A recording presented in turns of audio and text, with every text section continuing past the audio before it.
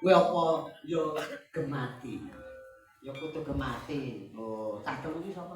Sinten mawon cah telu niku? Lha ya, cah telu tak kanthi iki maksude anake Niken upamane. Umpamane iki sambung wanci dalu iki sambunge ning bumi tok. Nggih. Terus Niken kuwi di anak telu. Upamane di anak telu terus ora di bojo, ngoten to? Heeh, terus kenal karo kowe. Kowe bendina chattingan, kowe bendina WA ora tau gawake apa-apa. Upama Niken gawa anake telu kuwi kowe apa ganti? Ya ganti to. Gantimu karo Niken karo anake. Ya karo anake. Lho berarti karo Niken ora ganti. Ora. Lah yang apa? Lho kanca TPA karo anake kene. Malah kanca belajar. Ya karo rupane anak telu. Aku ya. Minda boya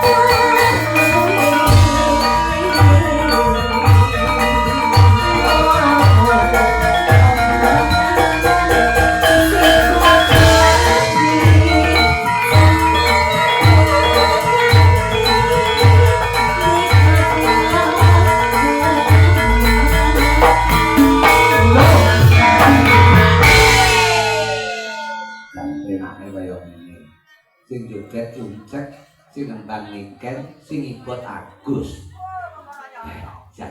Sing senggak no wae. Aja. Terus.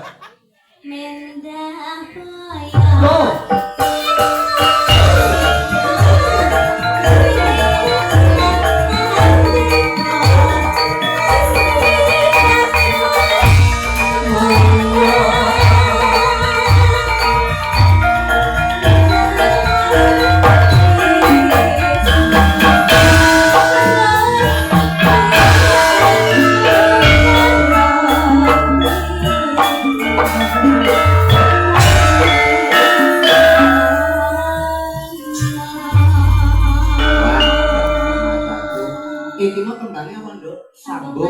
wanci dalu. Ini lagu karya Pak Sugro